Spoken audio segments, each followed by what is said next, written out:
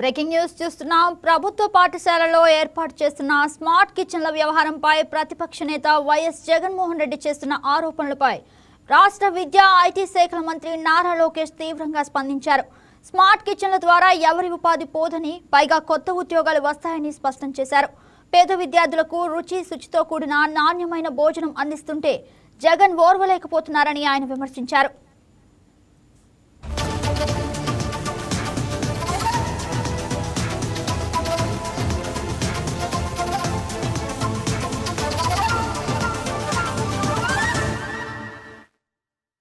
కడప జిల్లాలో పైలట్ ప్రాజెక్టుగా 5 స్మార్ట్ కిచెన్లు ప్రారంభించామని, వాటి పరిధిలో 233 మంది కుక్ కమ్ హెల్పర్లు యథావిధిగా తమ విధుల్లో కొనసాగుతారని లోకేష్ వివరించారు.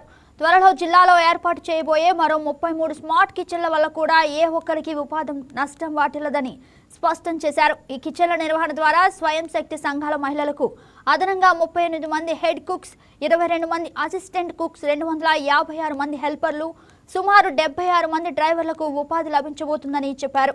రాష్ట్ర వ్యాప్తంగా వేలాది మందికి అదనపు ఉపాధి కల్పిస్తుంటే జగన్ ఎందుకు ఏడుస్తున్నారు? పేదలు బాగుపడటం ఆయనకు ఇష్టం లేదా అని లోకేష్ ప్రశ్నించారు.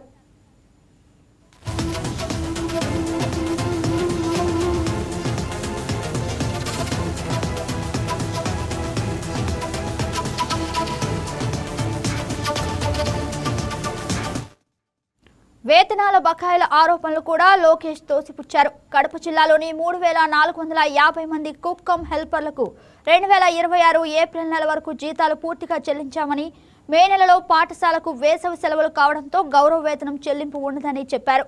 జూన్ నెల ఇంకా పూర్తి కాలేదని, మరి జగన్ ఎవరి బకాయిల గురించి ఫేక్ ఆరోపణలు చేశారో చెప్పాలని ఆయన డిమాండ్ చేశారు. స్మార్ట్ కిచెన్ల ఏర్పాటుతో విద్యార్థులకు మరింత పరిశుభ్రమైన, నాణ్యమైన భోజనం అందించడమే ప్రభుత్వ లక్ష్యమని లోకేష్ పునరుద్ఘాటించారు.